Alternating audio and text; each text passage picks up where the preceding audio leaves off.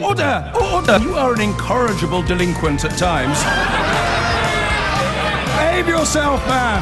Oh boy, as I've said a few times to you in recent years, if only this was happening a few years ago and we were examining it through the lens of history and analysis rather than having to live it. The Conservative leadership campaign this weekend turned into, well, almost a sort of drugs competition, with them queuing up to reveal their past indiscretions with illegal substances. Predictably enough, Rory Stewart ploughed a very eccentric and unique furrow by fessing up to having taken opium. That was a while ago, but it seemed to open floodgates of sorts. Michael Gove, revealed by his wife's employer, the Daily Mail, this weekend to have taken cocaine frequently as a young journalist, none of which should matter until you learn that at that time, as a journalist, he was fulminating in the pages of the Times against people who take cocaine. And then 15 years later, as Education Secretary, he introduced rules that would ban anyone from teaching if they'd been caught doing what we now know he did many times himself. That, to me, is a problem. It's hypocrisy writ large. But then you have to factor in what you'd have to call the Johnson factor.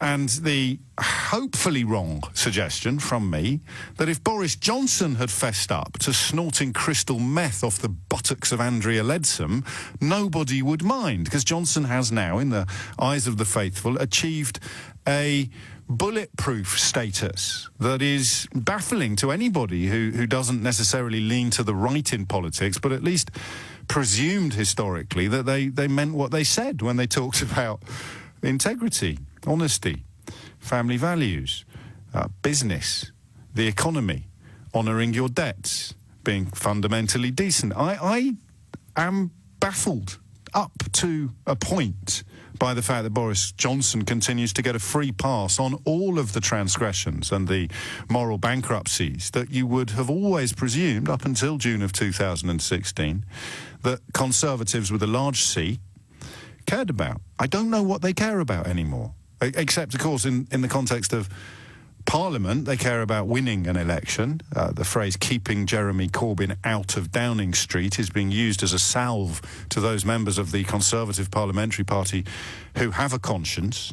And then, of course, when you come to the membership, it is all about somehow continuing the nonsense that Brexit is in any way desirable or achievable in any way that wouldn't mortally damage the country. So Boris Johnson this weekend also suggested that we renege upon our duties, upon our requirements, our financial requirements, as we seek to withdraw from the European Union. Emmanuel Macron's already described that as essentially reneging on a sovereign debt. Now, Emmanuel Macron might be wrong. It's important to recognise that. He would say that, wouldn't he? But if he's right, that would mean that the tax cuts Boris Johnson is announcing in the Daily Telegraph this morning, a newspaper owned, of course, by the Barclay brothers, who pay Boris Johnson £250,000 a year to write his column, in which today he reveals that he'll be offering tax cuts to people who earn over £50,000 a year, i.e. people who earn double or more than double of the national median income. That's going to stick it to the metropolitan elites, isn't it? Tax cuts for the rich. That's how you take care of the working class left behind. All those people persuaded to vote for Brexit, to one in the eye for people like me. I just got a tax cut off Boris Johnson, potentially. Thanks. Great. I don't want it. I want the money to go to the people who need it the most. But they all voted for Brexit, knowing, according to Andrea Leadsom this weekend, that this might involve them losing their jobs. That's where we've come to now. But we're not going to talk about that yet. We might talk about it in the second hour. We're going to talk about drugs, OK? And we're going to talk about Michael Gove's forced confession. There was a book due to be published, a biography of Michael Gove. I have to tell you, it's a lad called Owen Bennett, a cracking young journalist, but I have to tell you that if you'd met him at a party and you'd said to him, "What are you up to at the moment?" and he'd said, "Oh, I'm doing a biography of Michael Gove," you probably wouldn't have said to him, "Oh, do sit down and tell me more," would you? Yeah, what are you doing, a biography of Michael Gove? Gosh, how exciting. And yet he's dominated the news agenda and quite possibly thrown the mother of all spanners into the leadership election works, because Gove was quite a strong number two. His credentials in many ways are impressive, in many ways. Impressive to the Tory membership. He was, like Johnson, a co-chair of the Vote Leave movement, the ones that got done for breaking electoral law but haven't been properly punished in any observable way. Yeah, them. So, cocaine. So it's an interesting drug. It's one that is historically perceived for people of my generation as being a little bit ish, a little bit dangerous. It would be historically associated with rich people and showbiz celebrities. But that's 20 years out of date, 25 years out of date, since I was a showbiz journalist, 20 years. These days, I'm told it is relatively commonplace. It's a drug you're just as likely to encounter in the Dog and Duck as you are in a Mayfair flat, which is where Michael Gove was living when he developed his little habit. And I'm not sure it should matter, except for a variety of reasons. First among them, we've gone all Trump, haven't we now? It's not about what you've done, it's about who's done it. Do you remember, I'm going to go back to the caller we took, was it last week or the week before when we spoke to Steve? And Steve, it was a really enjoyable conversation, but it was one that, in many ways, it just made sense of the madness that we're all currently living in, because callers like Steve have chosen the madness over sanity. He explained he doesn't care that Donald Trump is lying through his teeth almost all the time, because Trump, upsets people that Steve sees himself as being on the other side. Now, I don't really know what that means, but in the context of that call, and it's available on the LBC website, I think it's probably going to go down for me as one of the absolute penny drop moments. I don't care if they're lying to me because they're upsetting your team. I said, well, who's on my team? And Steve said, Sadiq Khan. I said, well, what? Why? He didn't really know why. It even became even odder when Steve revealed that his wife is Asian. So if it was going to be a racist argument, people like me sticking up for minorities and resisting bigotry and hatred and racism, because I don't want people like Steve's wife to get spat at in the street or beaten up or abused. But he thinks I'm on a different side to him. I don't get it. I'm not sure I ever will. But it's at the very top of my to-do list to understand. So I'm pretty sure that Johnson has achieved that status. I'm pretty sure he achieved it years ago. Many is the time I've sat in front of this microphone and said to you, you're a conservative, you care about family values, you care about fidelity, you think that people who cheat on their wives routinely and serially probably can't be trusted to run the country in good faith. If someone lied to you yesterday, they'll probably lie to you tomorrow. Boris Johnson is a man who's been fired from jobs for lying about quotes allegedly from his own godfather, I beg your pardon. Boris Johnson fired from the Times for making up quotes from his own godfather, OK? Lied to party leaders, lied to wives, lied to mistresses, went to court to try to stop you from finding out about a little girl that he'd fathered out of wedlock. He actually went to court so that you wouldn't find out about his appalling sexual incontinence. And I mean it when I say, because I used to go with sort of conservative coffee mornings and things like that. Where I'd go with my mum sometimes, because it was more of a social occasion. And I always had this sort of begrudging suburban respect for that type of Tory, a shire Tory. Because although I felt they were a little bit immune to the suffering of others, in some cases, they did seem to subscribe to values. Values you could loosely describe as Christian conservatism. And that would be absolutely outraged by the idea of a man going to court to stop you finding out that he'd fathered a little girl outside wedlock while lying to his wives and lying to his mistresses, lying to his voters, lying to his employers, lying to his party leaders, lying to his constituents, lying to his interviewers. There's a recording of him that I'll play later in the programme of him colluding with a now convicted criminal to get a journalist beaten up. Yes, you heard me correctly. It's on tape.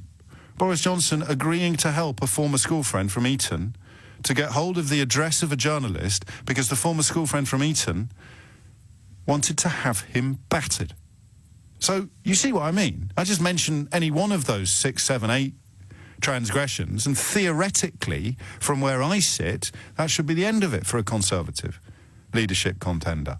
But it's not, which I think signals the end of any claim to moral high ground or morality from the Conservative Party. As you all know, if you listen to this programme on a regular basis, it became inevitable when they introduced base liars to the public life. As soon as Farage is allowed to speak unchallenged, undiluted lies and nonsense, the Conservative Party is finished. So when they chose to invite him onto their bus to get Brexit over the line, that was the death knell for any claims in the Tory party to integrity or probity, for the very simple reason that if one liar goes unchallenged, lies move into the mainstream, which is how you have a man who conspired to have a journalist beaten up, who went to court to stop you finding out about his daughter born out of wedlock, who's lied to both of his wives, all of his mistresses, every constituent, every employer, every party leader, every colleague, every interviewer, every journalist he's ever encountered. He's not just lied to them, he's actively agitated to deceive them. But 120,000, often, possibly mostly elderly, mostly male, Conservative Party members, people who have paid money to be members of the Conservative Party, are probably going to make him your next Prime Minister. And we spent the whole weekend talking about Michael Gove's 20-year-old cocaine use. Do you want to have a crack at telling me why? 0345 6060 973.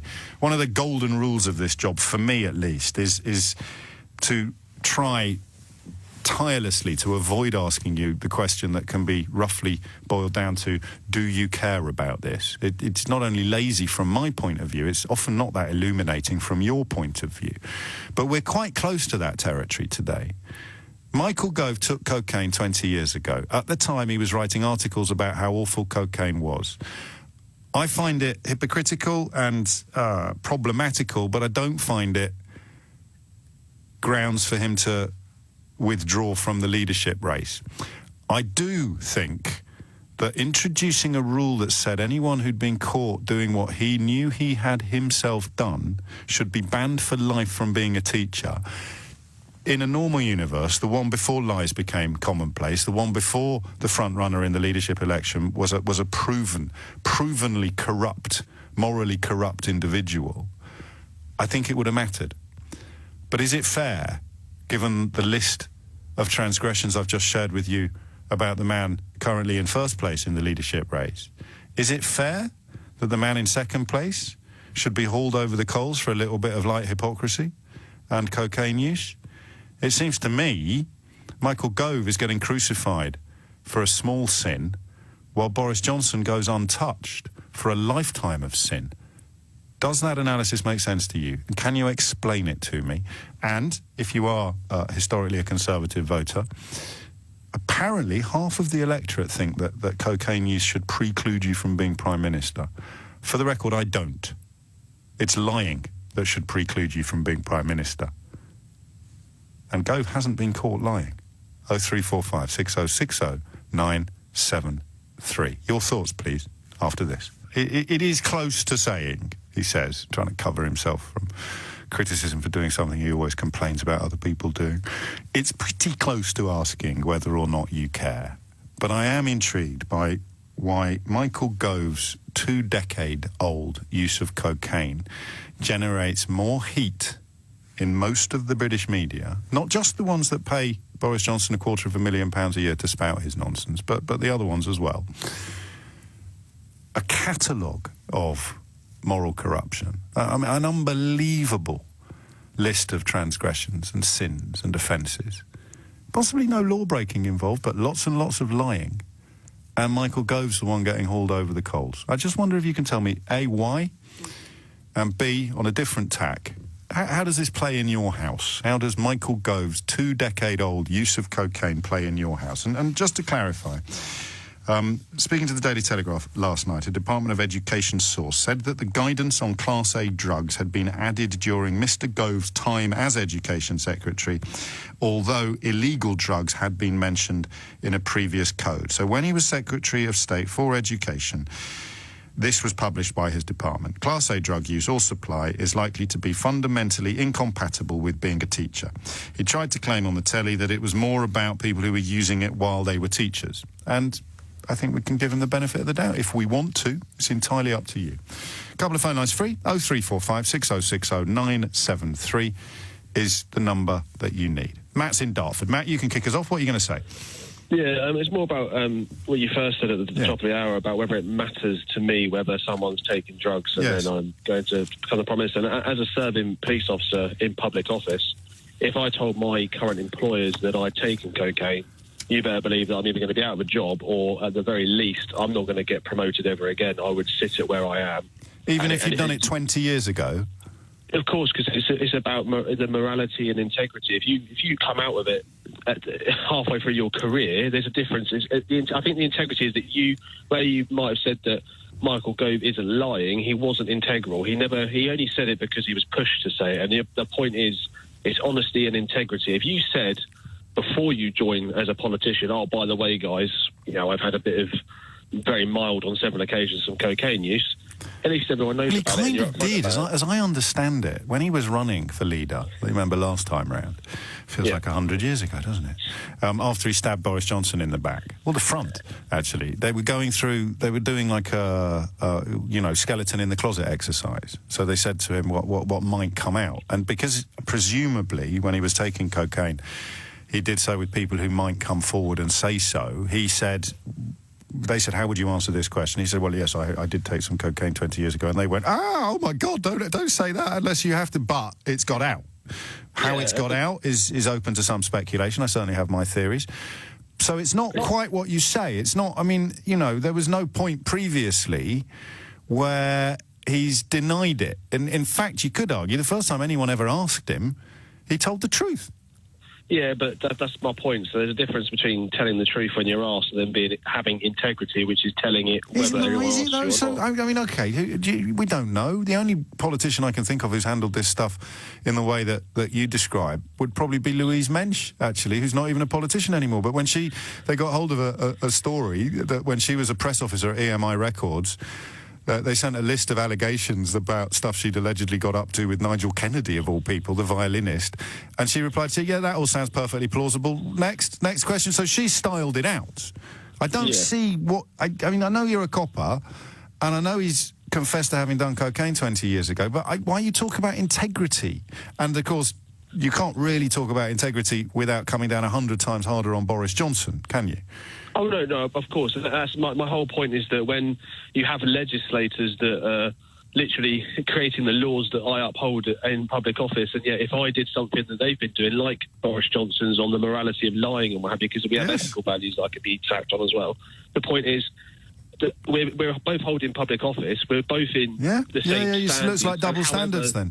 Yeah, and the whole of Parliament is a double standard. I'm not just saying it's just the Tories. I'm just saying as politicians as a whole, I think the last 25, 30 years, the standard has dropped massively. If this was pre-90s, if you said you took cocaine, you'd be out the leadership election. You wouldn't even stand. Yet he's still going to be probably in the top 2 or 3 to become the next Prime Minister. And I just think it's a complete hypocrisy. You wouldn't even be allowed to present Blue Peter, as my friend Richard Bacon can probably attest. I hear you. But hang on, before you go, because I'm going to call this the Steve syndrome, this notion of it doesn't actually matter what anyone does if they're on my side, whatever that means. Where do you sit politically? Would you be more likely to vote Conservative than anyone else? I am to the right in politics. So who's left for you then? If integrity is so important to you, and you look at the list of runners and writers, mate, I don't know how to break this to you, but you've got quite a tricky choice in front of you. I know, exactly, and this is the whole problem. This is why I hate politics at the moment, because everyone's as bad as each other, really. I'm sort of lost, really. Well, I suppose Rory Stewart was in Iran when he took opium, so he wasn't breaking the law of the land that you're charged with upholding. Matt, thank you. 034 members. I bid farewell to Matt. I could free up a phone line for you if you struggle to get through. 03456060973. The conversation I want to have for the next several years is the one brought on by Steve syndrome. It's the one about, because I got my first sniff of it with the allegations levelled at Joe Cox's widower. And I couldn't work out then why it was so important. The mad corners of Twitter were absolutely bombarding me with claims that when Brendan Cox was accused of sexual impropriety at work, then somehow this would be embarrassing for me because I felt very sad when his wife got murdered by a white supremacist terrorist. And I couldn't... I thought, what? Surely everybody's sad when people get murdered. Why would you stick up for someone being accused of being a sex pest? Because you're opposed to white supremacist murderers. But I think that was the beginnings of Steve syndrome. It was, but they're on our side. So the idea was that I would be like them. So they'll stick up for Donald Trump because he's a sex-confessed sex pest, and because we're on the, quotes, other side, if there's an alleged sex pest on our side of politics, i.e. anti-white supremacists, anti-murder, then we'd stick up for our sex pests as well. And I still don't get that. And yet, when you look at the landscape now, I'll give you another example. Diane Abbott, a politician I criticise more than almost any other, but who I also point out whenever I criticise her that 80% of the criticism she receives has nothing to do with her competence or lack of as a politician and everything to do with her gender and her colour. Diane Abbott drinks a Marks and Spencer's mojito on a train. And the world stops. The screaming can still be heard from here. Michael Gove confesses to taking cocaine while writing articles about how awful it was. There's a sense that he should be allowed to get away with it. Christian is in Cheltenham. Christian, what would you like to say? Hello, James. Thank you very much for having me on. You're very welcome. A little bit, what do you call it? Don't know. Scared. Oh, don't be. It's only me. Here. Carry on. I know, it's only you. I think what you're trying to say, and what I'm trying to express to myself is, we really have to get a bit of bloody, sorry to swear there, a bit of understanding here. Yes, people make mistakes. I've taken drugs. I've had a problem with alcohol. I'm still a father. I'm still a decent man. I know my moral compass. We all know where our moral compass lies. Well, I don't think you're right. I'm terribly sorry. I don't think Boris Johnson, for example, has a moral compass. No. He clearly doesn't. Well, there you go. There you go. He clearly doesn't. And I think we're going to have this debate and this chat about, like, come on, guys, we need to start from this point. And if you're not reaching that point, you're not being, and you've done something wrong, hold your hands up. I made mistakes. So you admire, admire is perhaps too strong a word, but you approve of Gove being so honest. I sort of approve of him being honest, and what I disapprove is why we're so hung up on the fact that Guy had a toot a few years ago. Well, the short answer to that is, A, it's illegal, and the Conservatives historically are the party of law and order. Yes, B, he was Education Secretary when new rules were introduced to ban you, potentially ban you from teaching for life for doing what he'd done. And C, for me, most pertinently, he was doing coke at night and then coming to work the next morning writing editorials for the Times about how people who were doing coke should be hung, drawn and quartered. Yeah, exactly. So where's his moral compass? He hasn't got one. He hasn't got one. So therefore... Yes. Well, I know. It's very difficult to express what I'm trying to say, James. I'll be honest with you. Yeah, I understand that people make mistakes. I understand they want to go on in life, and I understand that.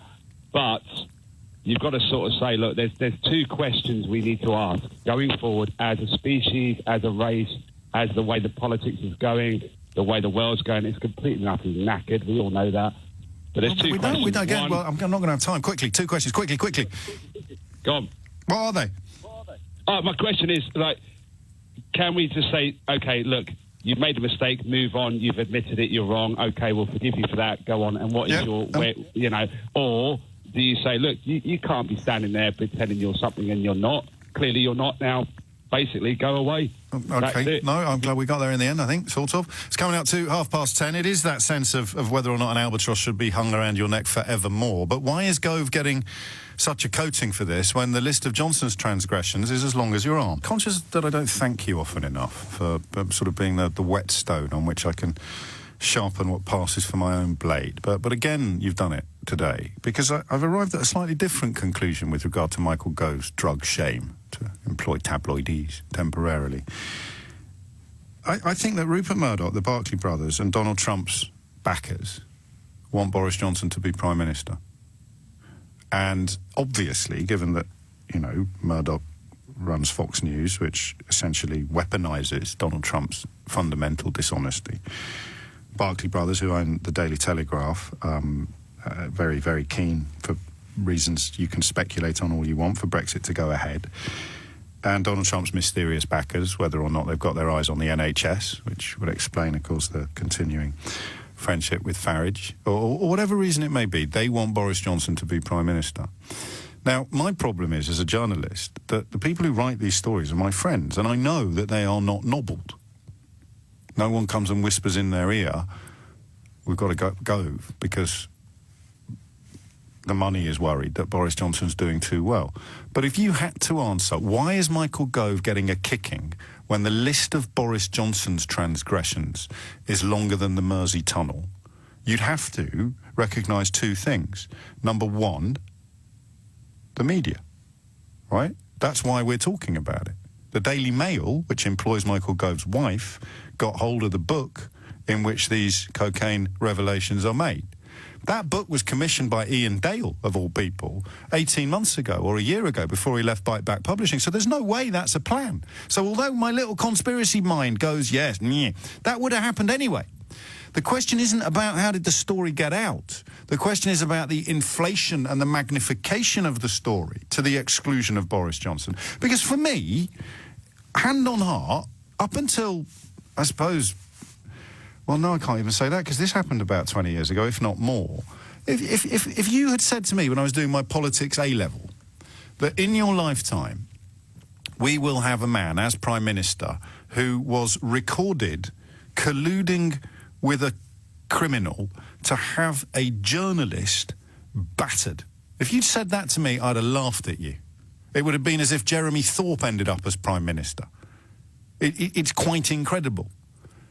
So have a listen to this. Guy at the moment going through his file at home. But I am telling you something. This guy has got my blood up, all right? And there is nothing which I won't do to get my revenge. It's as simple as that. How badly are you going to hurt this guy? Not badly at all. I want to know. Okay, limb or broken arm, he will not be put into intensive care or anything like that. He will probably get a couple of black eyes and a cracked rib. Nothing which you didn't suffer in rugby, okay? But he'll get scared, and that's what I want him to do. I want him to get scared. I want him to have no idea who's behind it. Okay? Sorry, I get. You will not, Boris. I swear to you. If you knew... I'm not going to say I've got this bloody number for you. Don't worry. Okay, Derry, I said I'll do it. Don't worry. Boris, I really mean it. I love you. So Boris Johnson there colluding with a chap called Darius Guppy to get a journalist beaten up. The journalist was looking into Darius Guppy's affairs.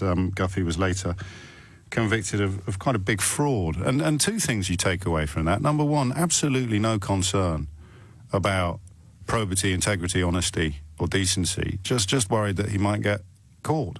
Yeah, cool, I'll do whatever I can. Yeah, I'll get you the guy's number. Yeah. But listen, if any of this comes back to me, that right there is Boris Johnson's modus operandi in a single clip, a single phone call.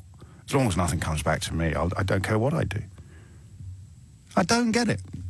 How come he is romping home, Michael Gove's getting coated for taking coke 20 years ago?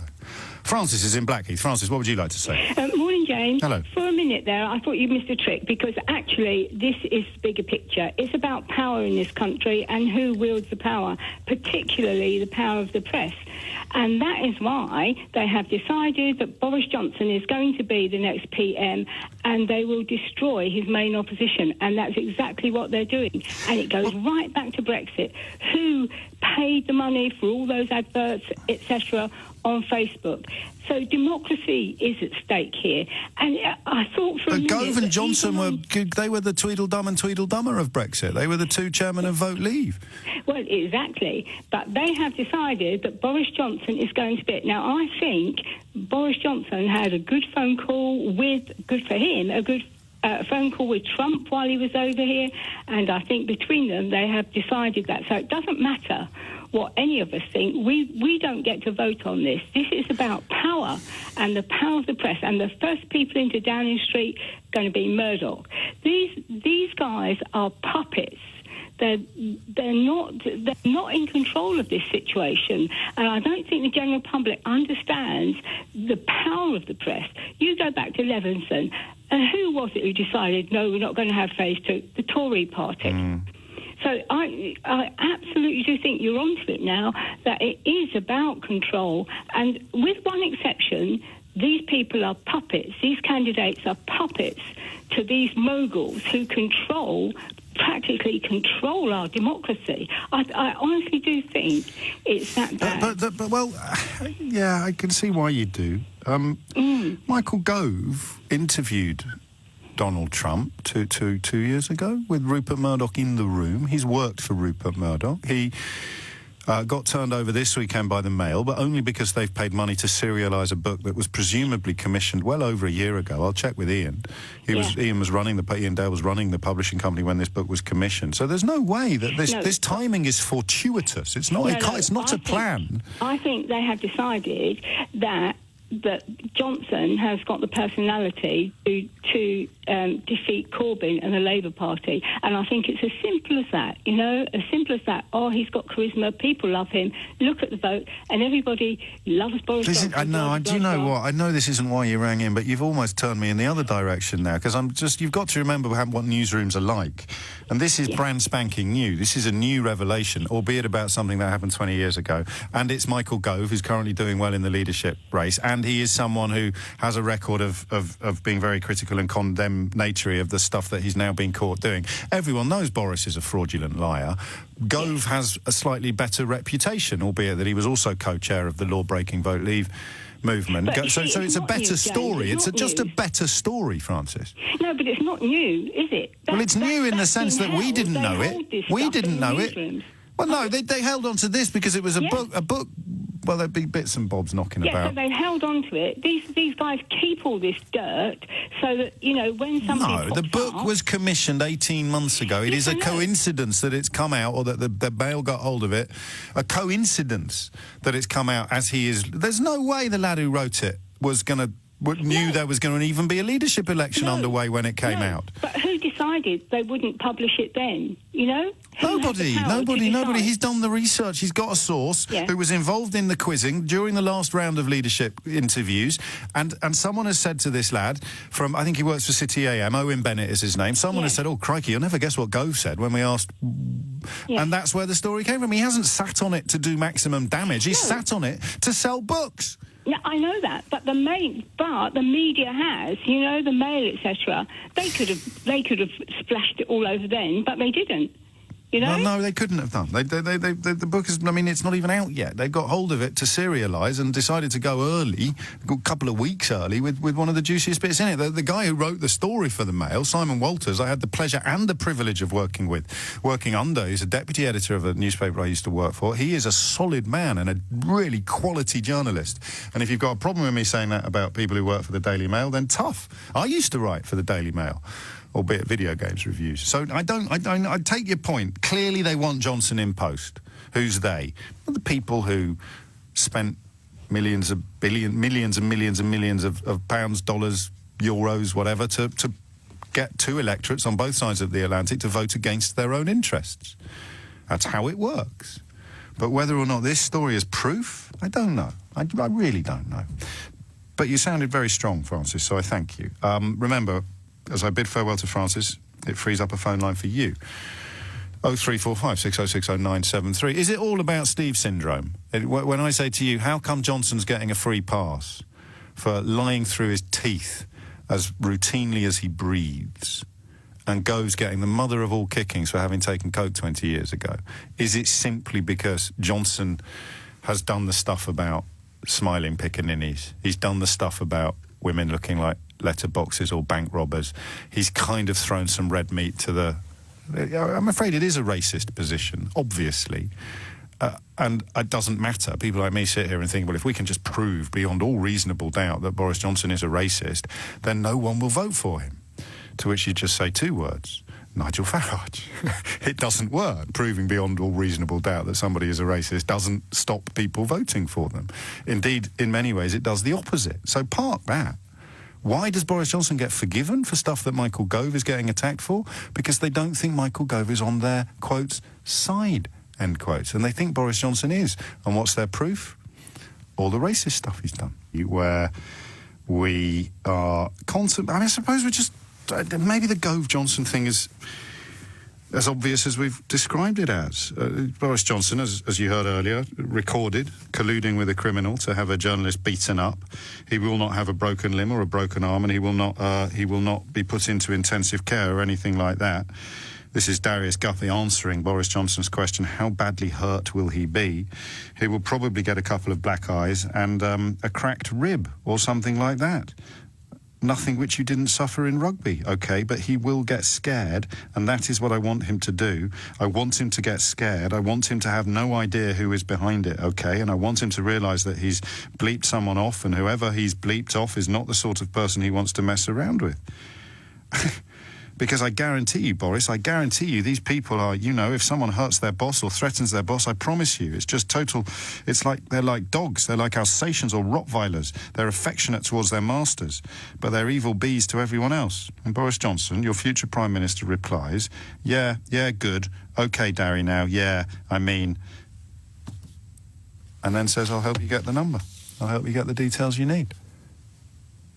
I wish somehow that I could mainline Conservative Party members and ask, do you not know about this stuff, or do you just not care? And if you don't care, why don't you care?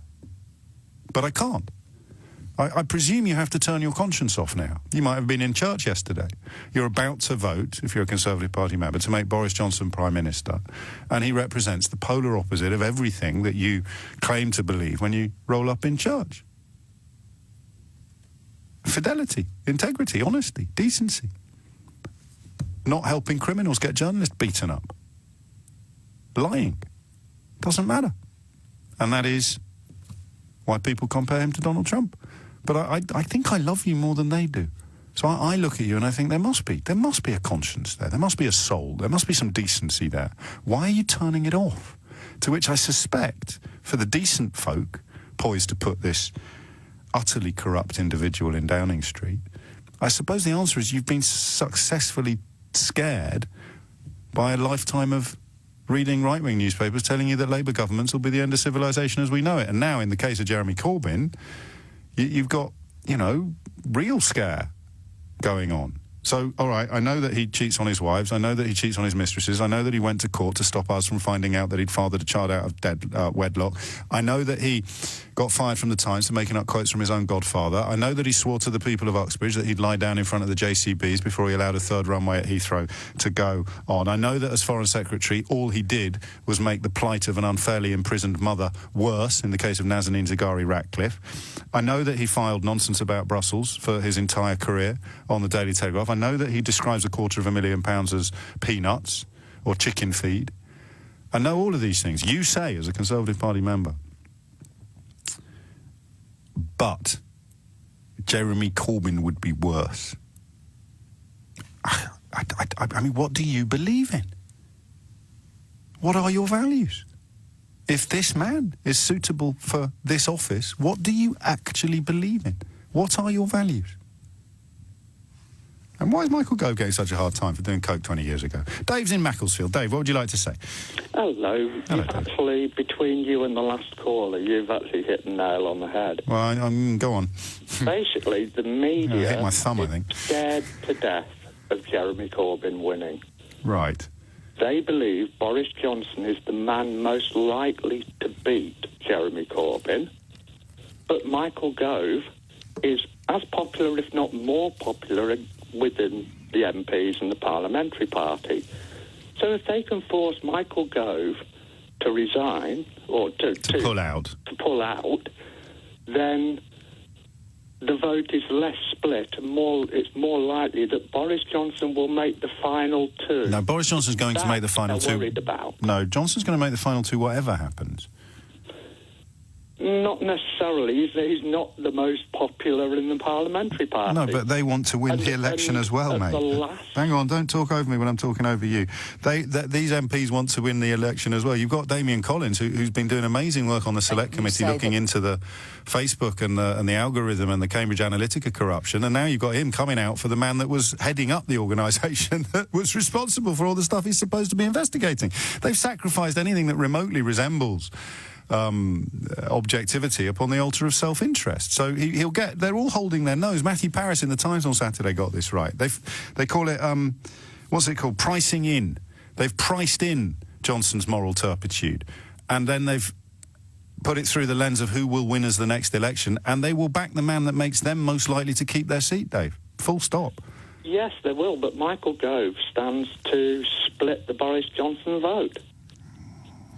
Nah, I mean, you might... You've got a bit of truth on your side, but it isn't enough to explain why he's getting a free pass. Gove's getting a kicking because it's come out fresh. It's box fresh news. Why Conservative members... No, that doesn't stand up, because you didn't have the same with Rory Stewart a week ago.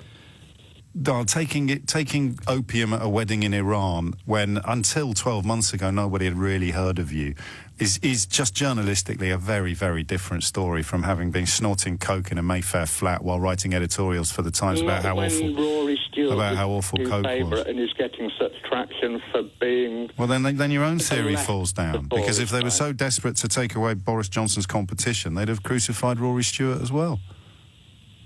He doesn't split the vote to the same extent as Michael Gove did, because of the way that they worked together on Brexit. All right. So they've gone after Michael Gove because they're worried about the support he's got, but they haven't gone after Rory Stewart because they're not worried about the support he's got. Because his support is different from... Okay, well, I'm going to do something unattractive now. I'm going to plead a modicum of journalistic experience and say that's not how it works. Rory Stewart gets a free pass on his opium use in an Iranian wedding because it's very, very exotic, and he doesn't render himself a hypocrite as a result of having done it, and because he's not as big a name or as high a profile a politician as Michael Gove. But I do accept fully that somewhere in this mess, somewhere in this almighty mess is the fact that they want Johnson to be Prime Minister, which is fine. If I was a non-domicile billionaire who was worried about European Union tax regulations taking a chunk out of my fortune, I'd probably want Boris Johnson to be Prime Minister as well. If I had a few million set aside for buying up parts of the NHS, if this path continues, I'd probably want Boris Johnson to be Prime Minister as well. I get all of that. It's the membership I don't get. It's the 120,000, mostly male, average age, it's going to be at the upper ends. They want him to be Prime Minister. And you say, why? You're a Conservative. So, I'd have a crack at that one day. Why do all these Conservative members want him to be Prime Minister, despite the fact that he's emblematic of the opposite of everything they profess to care about? I have a real problem answering that, because I just cannot get into the minds of Conservative voters anyway. Well, I can. I mean, that's the whole point. They believe in family values. They believe in marriage. They believe in, looking after business in the hope that the profits trickle down to ordinary people. I don't necessarily agree with much of this, but that's what we've grown up knowing that's what the Conservative Party believes in. Someone like Matthew Parris is a Conservative with a large C. Someone like Ken Clarke. Boris Johnson is the polar opposite of all of those things. So how? I don't get it. I mean, it's not just holding your nose. It's clawing out your eyeballs with a rusty spoon and chopping off your nose before you can vote for him while claiming to subscribe to Tory values. That's the bit I don't get. I'll bite your arm off if you're a Conservative Party member who is going to vote for Boris Johnson and who can answer the question of just how far down the rabbit hole you have to have gone to think that he's representative of your values. Sarah is in Tunbridge. Sarah, what would you like to say? Oh, hi. Hello, yes. Well, like you, I come from a family. I got the impression your family were Tory. No. My family voted every party under the sun over the years. Oh, right. Well, my family is very Tory, and I can assure you hypocrisy is completely and utterly rife in the Tory party. Oh, certainly in my your family. My family. Hence, I'm on the left. Okay.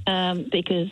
But the ones I mentioned. Don't do what I do. It was always do what I say. Yeah, that's interesting. It's very, very rife among them. Anyway, you're wondering why this has.